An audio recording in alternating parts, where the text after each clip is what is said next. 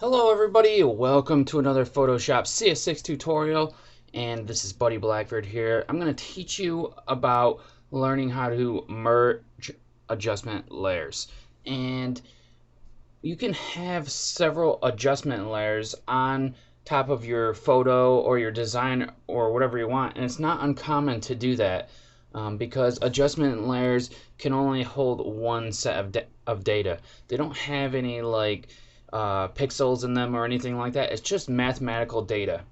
When you try to merge adjustment layers, just like if you just pick a few adjustment layers and then you try to merge them, it doesn't work.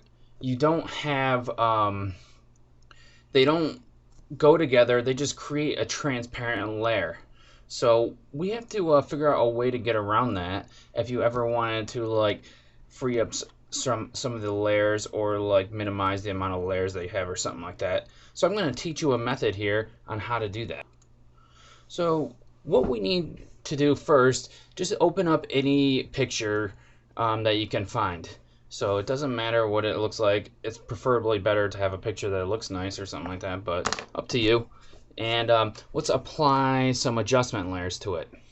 Now you can pick your adjustment layers from up here where it says add an adjustment right above the layers panel, or down here. I like to pick mine from down here in this little menu here. That way all the names are there. So it's up to you. Do you like pictures or do you like text? So either way, up to you. So I wanted to add kind of like a vintagey kind of look to this image. You can see that it's just like taken regularly. It's kind of like the colors are kind of bland and everything like that. So we're gonna spice it up a little bit. So I went over to brightness and contrast, and let me double click on it, and it brings up the properties here, and I added contrast to 52.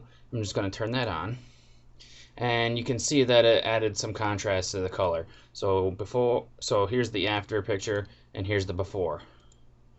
A little more pop to the picture there.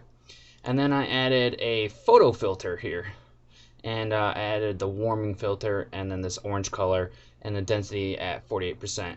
And I'm gonna turn that on, and I'll go over what these filters and adjustments all do. But for now, what we really want to do is just add we're just gonna add some stuff so that we can merge the layers.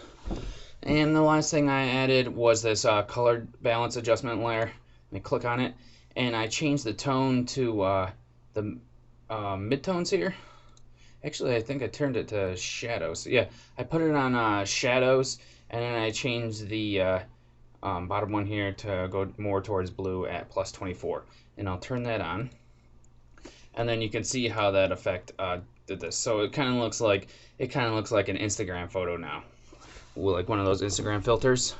So let's go ahead and I'm going to select these layers here, right click on them, and then you can see merge layers. I'm going to merge these layers real quick, and you can see what it did was just create a blank layer that has nothing. So I'm turning it on and off right now, and it does nothing. So let me go back to before I merged, or before the layers got all merged here. So I just went up to my history and went up to my my delete layer. So what we're gonna do is we're gonna merge all of these onto the photo actually. So I'm gonna duplicate my background layer. I'm gonna drag it down here and duplicate it. I'm gonna turn off the bottom one. That's just something I do so it doesn't show up later on and you're like, hey, what's going on? I don't know what's going on. So select all of these layers together, and we're gonna merge them with the background copy layer here. Let's merge.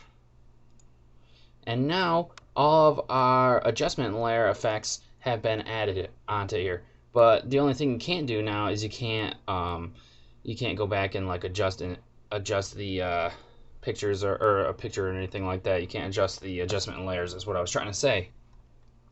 So remember that when you're trying to do this. And it also names the layer to the top layer that was on there. So just be sure you remember to change the name of the layer.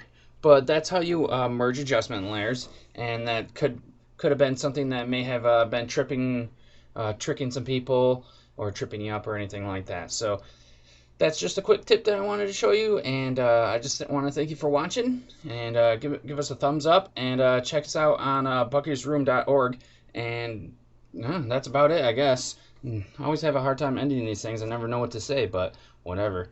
So see you guys later in the next tutorial. Have a good one.